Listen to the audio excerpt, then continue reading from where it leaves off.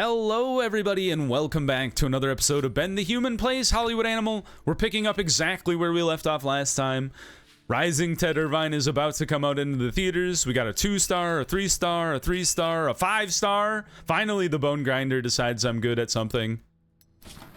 Everybody else isn't really sure how to feel about Rising Ted Irvine. I don't think I've used Heartless Bureaucrat in a while, so we're good there. Alright, you're not gonna frick me this time. I know I have to go first. I'm going hard on this one. I don't wanna lose again. Cause if I lost like 1,700 influence to this like over 2 votes, and not pass it, I would freak out. Okay. We did eat a little extra at this one, but if we'd gone 850, we would have won by 9 that time. So it would have been very close. We're above $200 million though, so that's fun. Yes! Our second trash movie has arrived. 4.1? 3? Okay. We don't need to pay Coleman Graves. We have $100,000 in cash. That's a lot of money. All right, who wants to star in Radioactive Man and Fallout Boy? Okay, Will Wolf. This seems like a great place for you to be. The cool stage.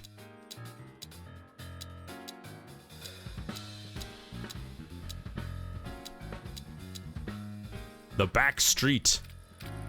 It's funny seeing like what are the different locations in the movie. Give them the best props that could possibly be. The best camera, the best sound technology man can buy. All right, so let's go with our lower tier guys here. So Earl Meyer. Scroll down a little bit. You know what, Anthony Campbell, you can take over on this one. And then who do we got available to be our toxic revenger here? You know, we're gonna make Keanu Reeves the mad scientist for sure. I think we just lean into Pete Mayer being like, he's a 5-star guy. Just make him be the #1 trash star, like in the history of mankind. Damsel in distress, Kristen. There we go. And we had a lot of boys down here that could help out. So parent figure, Luis Guzman. Sidekick is gonna be Daniel Radcliffe. Or maybe even Brian Cox. We'll do Daniel. Daniel's good for it. And then Keanu is the mad scientist here. Start that project. Oh, I'm excited to be getting into these trash elements and the trash videos, man. Oh, nice.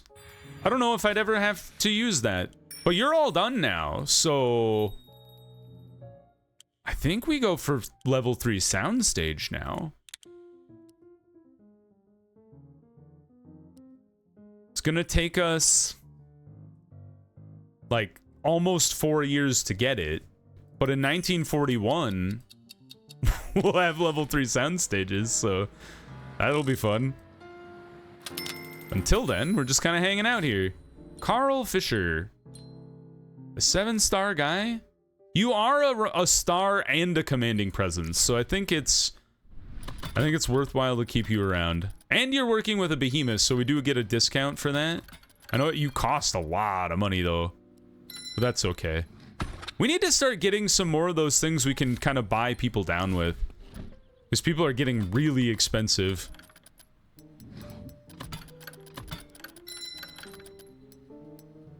Like $800,000.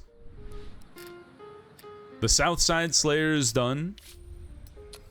It's still an 8 out of 8, even though it's stale. And people are so happy our post-production we don't ever need to do a rap party anymore. We're just too good.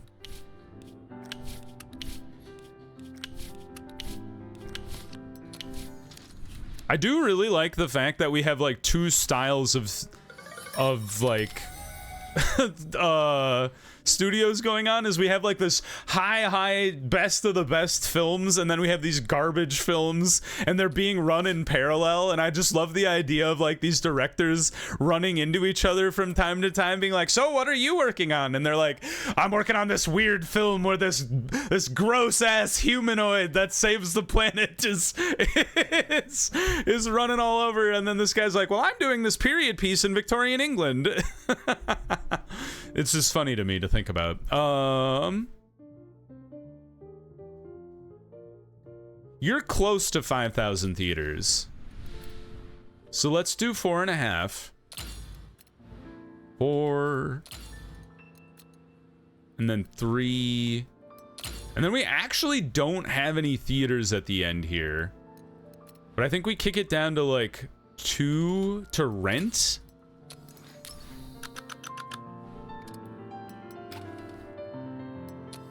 And I think we'll make our money back on that.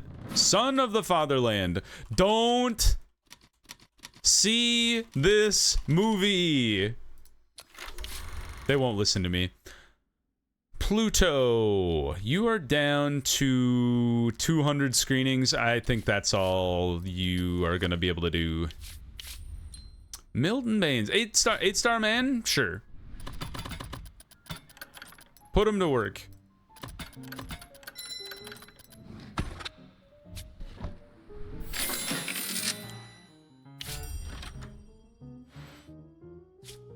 Great. I'm actually kind of curious to see what the critics say about Son of the Fatherland. Is a B+, a 3. We don't advise you to waste your time on this.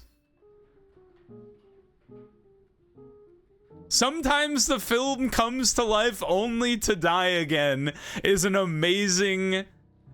It's an amazing thing to say about a movie. Like, it's so brutal. It's like, it's so close to doing something and then it dies again. Let's see if it makes its money back at the very least. Okay, it made money. And we're above $200 million, so. Melee Extraordinaire! Oh, it's so bad. Even for trash stories, it's bad. Why is it so bad? Oh, drama kind of killed that one, huh? I thought it was dramatic. All right, well, we won't bring drama into things like that. I guess it should have been thriller, huh? It should have been a thriller action. That would have made more sense. That's my bad. We'll just have to put some better people on it. So let's go Patrick Weaver. Been there, done that. I love that we can do a jungle, the island, and the coast in a soundstage better than we can on the actual California coast. We can do an ancient temple and a waterfall better than we can, like, in nature, which is crazy.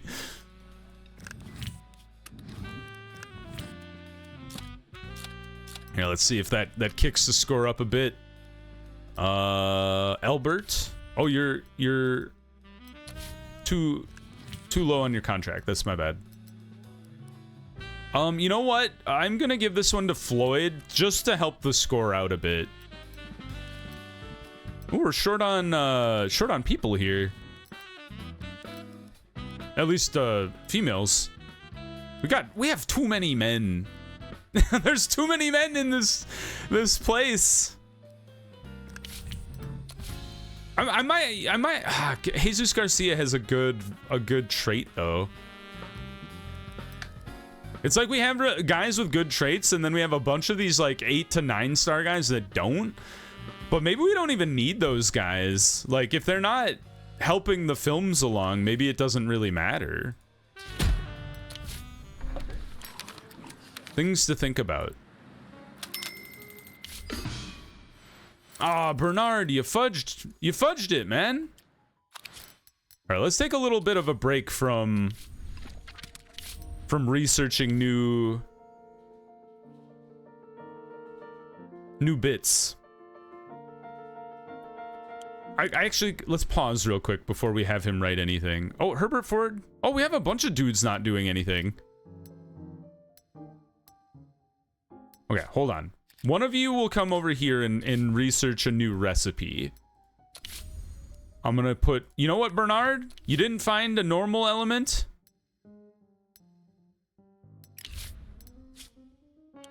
You're working on new recipe for trash elements. Now, I will put Herbert Ford in here, and I really want him to find curse, because that will enable a bunch of new elements there. I don't know if it'll work. You know, I'm hoping. I'm sure there's a bunch of other stuff in there. But that's the goal there. So let's see here. What would we like to write? What do we got that's new? So we just did the zombies with the undead. We did get Wizard as a supporting character, which is funny because that would have been great for... We'll use that in the next Harry Potter movie for sure. Gary Trotter and the Wizard Wars.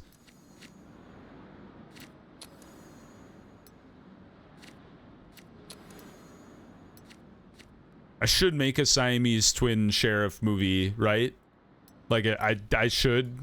Pretty much necessary at this point. You like romance.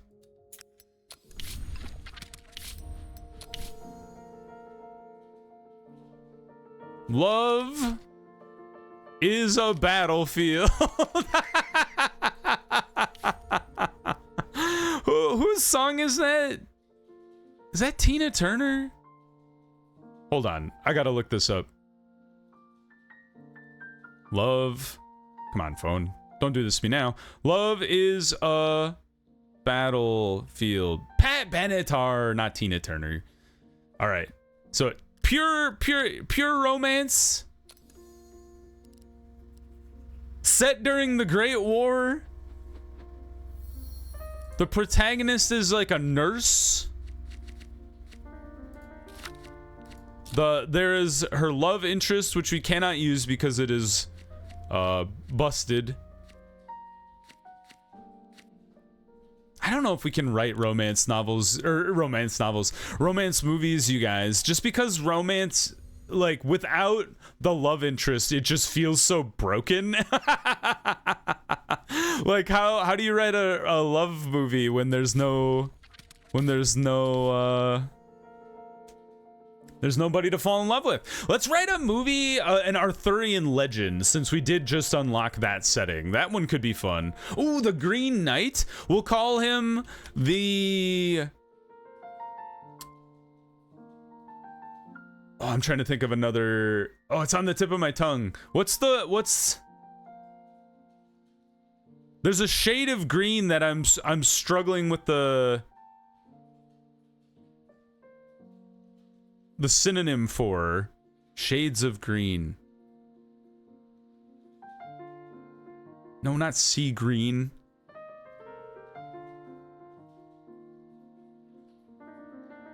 Vermilion? Is that green or is that red? I always get those two mixed up. Vermilion. Nope, vermilion is a red. Okay, so we'll just say we'll call him the Mossy Chevalier. Is that how you spell? I think that's close. I struggle with French. It's kind of a horror action movie. If you've never seen The Green Knight, it's actually pretty good, but it is very artsy, I would say.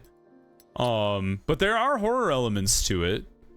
If you don't know the story of the Green Knight, so it is an old like, I don't know if Chaucer wrote it or it's just like, you know, of that era, but the Sir Gawain of the Round Table, they're at Camelot, I believe, and there's this knight who comes in, the Green Knight, and he challenges, I think he challenges Arthur initially and says, you can strike the first blow, but if you strike me, then I get to strike you.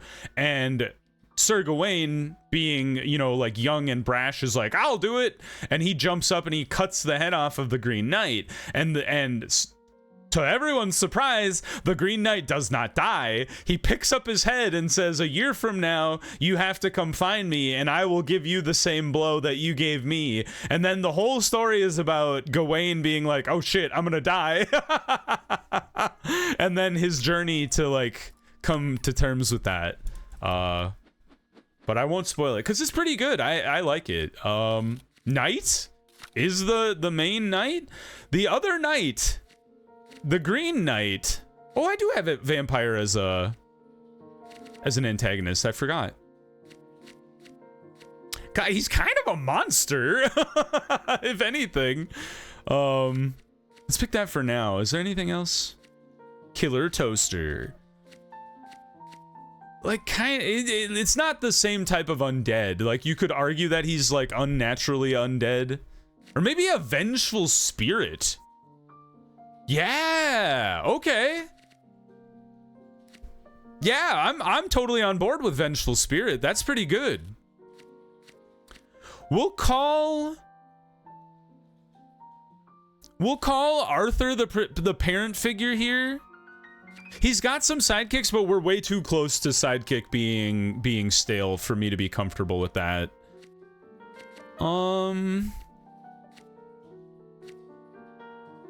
I feel like there might be a damsel in distress in the journey at some point.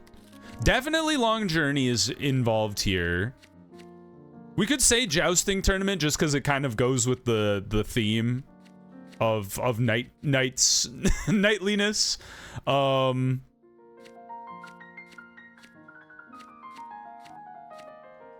Wizard War. We gotta make like Merlin's Battle or so. I gotta make so many. I need to make more movies with Wizard War because that is just too good of a theme to just leave it sitting there unused. It's kind of One Last Job, but that one's already stale. And it'll be back in 223 days. I guess it'll probably take a really long time to write. So I'm actually okay taking One Last Job here. And then at the end, it's like the protagonist overcomes self-doubt, I believe.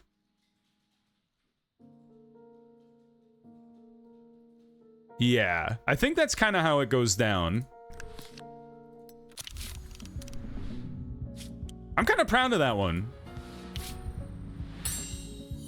Oh, cool! After a film is released, analytics and statistics will report information about the audience that came to the theater. Alrighty then. I'm intrigued. Is that a building?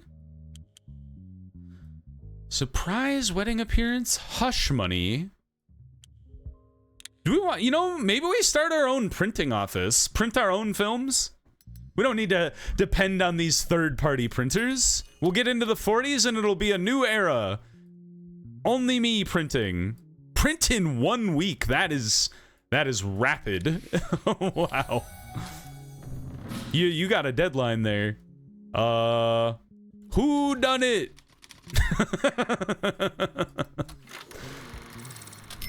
Wake Up Kill Guy is a cheap movie. Did you see that? It was like only $700,000 to film.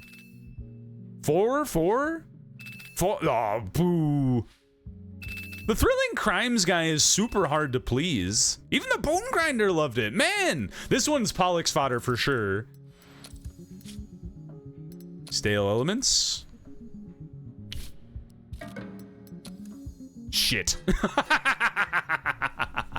Oh no, you know what this means though is all of these films are gonna release with Sidekick in them as well.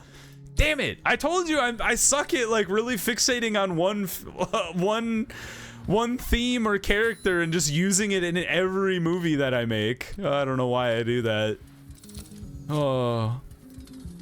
It is a downside of making so many movies so fast, but that's the fun part of the movie for me, or fun part of the game for me is just making tons of movies. It's a good time. All right, the South Side Slayer. I feel like we need more theaters. Don't you? I kind of think we do. I'm gonna go 30. 22. 15. 10.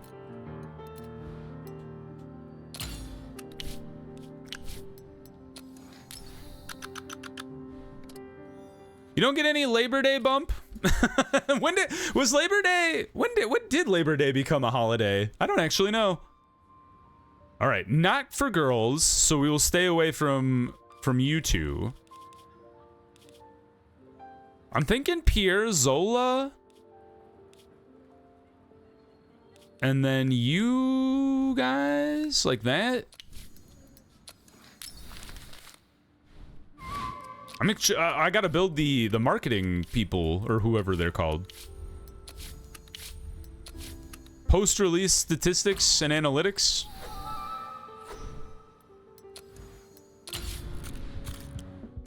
Or does it just happen? Released films. Or do we have to wait for them to tell me? Like they won't tell me retroactively? Oh, damn! Oh, we have to pay to do it? What? What do you mean I have to go back and pay? Why wouldn't you just do it? Oh, what a waste of time.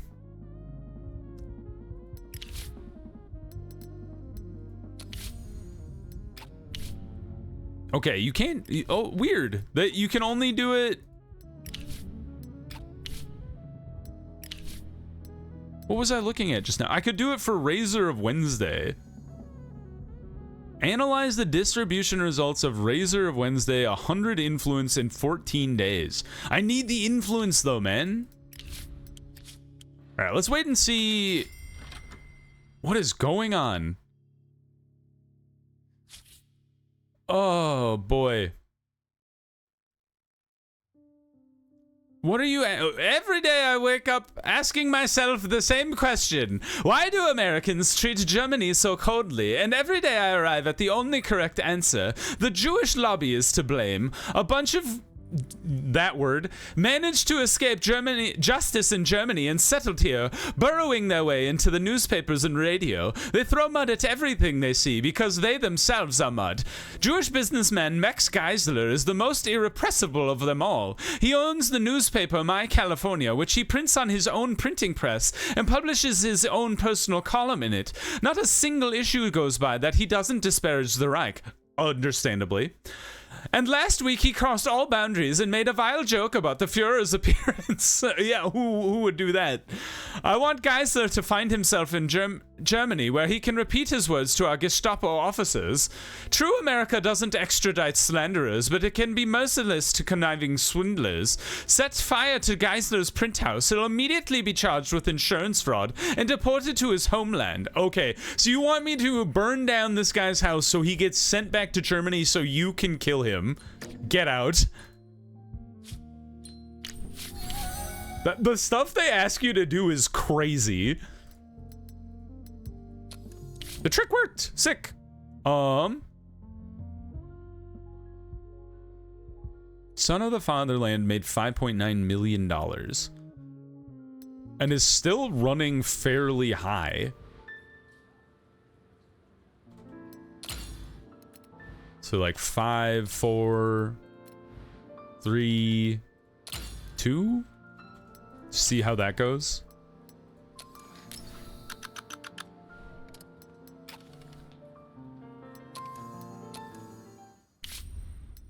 And Rising Ted Irvine. Still 1,000 theaters in the running into the third week. So I think we could. Well, wait. 230? Ooh. I think we learned our lesson with the last time. Okay, here we go. So we made $10 million, but we spent 1.6.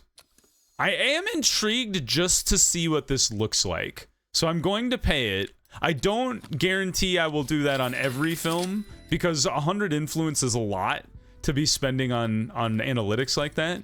But I am curious to see how it shakes out. Xenia is finally done. The movie that was in cursed production hell forever is finally free. Everybody's done. Good news all around.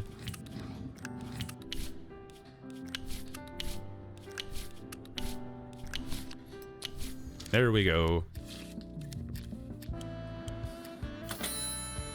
Ka-ching! Radioactive Man and Fallout Boy! It's up to a 6 and a 3, just like I knew we could do. I wonder if it's because we have like really good props and stuff that even if the story doesn't quite make any sense, they're like, it's fine, it looks cool. Like the story's not the point, you know? It's all about the spectacle. My contract has expired, but I'd be happy to keep working together. Welcome back, Vivian. You are a gentlewoman and a scholar. Yeah, we definitely need to be getting more of those, these things to kind of be tilting the scales for us. 7-star producer, I think I'll call it a day there. What are we working on right now? Housemaid, okay. So that one's well along in the production cycle. We're doing... Professor Yes. The name is... Brand. Jack Brand. No. Ames Brand. Is that how you spell Ames? Like the name? I gotta look this up. Ames. Name. Yeah. Sure enough, Ames Brand is our spy. Oh, look at this fun thing. Okay. Boy, oh boy, the statistics nerd in me is like, this is exciting. Okay, so... Huh. It was an A+ movie for women and men, but women didn't go to it. And then young women and men...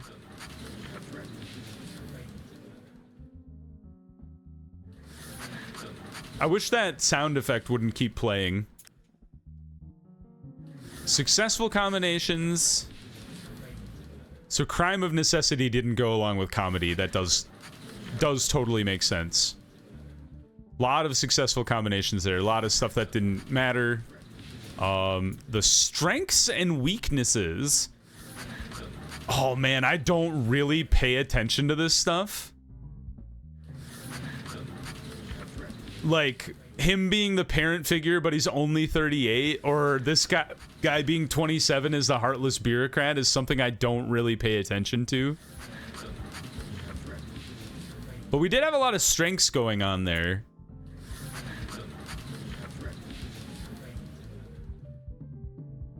Yeah, it's like we really got young men and men to go, but we didn't get women to go. Oh, I almost feel like maybe what we should have done is we should have done like the Pierre Zola and the women. What is it called? Gloss? Like, should we have done both of those maybe? Ah, it's really interesting to think about, but I don't actually know what would have been the right play there. Ooh, hates the movie. Eh, likes it. Likes it?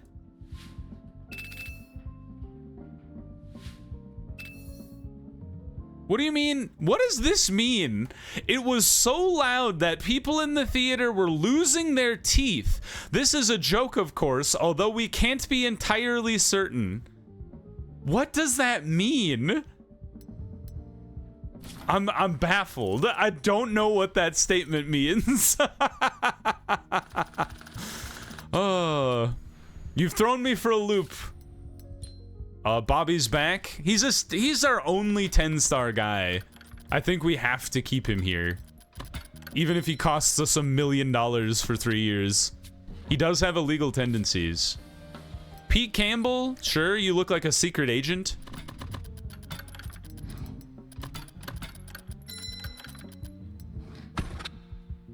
Yeah, people getting expensive here in this day and age. Definitely need to be getting more of those things to bring down contract costs. Once again, up for more negotiations. Considering she's almost a 10-star, it's kind of wild that she's a lot lower than other people. I don't think you're supposed to be here, but I guess you're there for now. Welcome back, Jesus Garcia. You're lucky that you're a although you're pretty cheap even though you're a star. I was gonna say you're lucky that you're a star because I might fire you, but the fact that you cost so much less than everybody else is kind of crazy. Fumble Murder Beautiful is done. I think we're working our way out of rotten territory and kind of steadily climbing into mostly stale and fresh.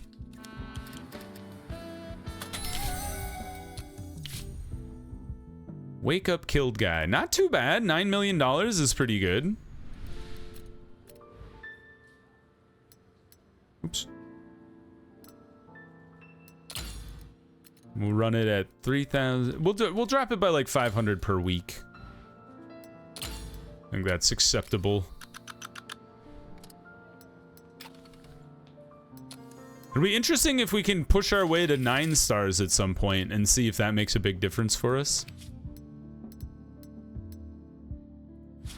Is this trash element gonna get done? 28 days? What the heck?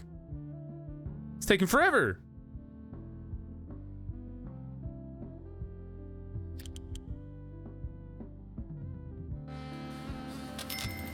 All right, Melee Extraordinaire is ready to go. Oh, it's actually 0.1 below 6 and 3. We definitely want to see that go up. Happy to see Catherine Harris get a level 8. We got a lot of high-level managers now, which is really nice across the board. Because we're starting to see that accumulated like percentage across our entire studio add up, which is pretty nice. And then these movies are all making pretty good money too. All right, let's see the first week of Gary Trotter. I want to see what the first week of Gary Trotter's money rolling in is like. The man, the myth, the legend. Oh damn! What? I vastly underestimated what the Son of the Fatherland would do in the following few weeks. That's crazy. I don't know what to do. These are 100% maxed out. I guess maybe we just run it back. See how Gary Trotter? C+, 2 stars. Does this film have any redeeming qualities? 1. Guard it. What? I thought the Bone Grinder would have loved Wizard War. Oh, yeah, you guys have done me dirty.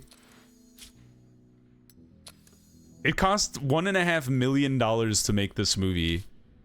Sidekick is deeply in the dirt. Oh my god, we've killed ourselves with Sidekick, you guys. But can it be redeemed? It can! Holy crap! What? It just made like $5 million.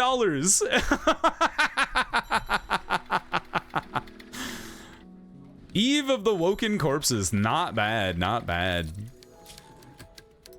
Okay, well, let's start this project, and then we will come back next episode and see what the full run of Gary Trotter, and then start the sequel parade for Gary Trotter and the prisoner of what's the next one? Chamber of Secrets. It'll be Gary Trotter in the room of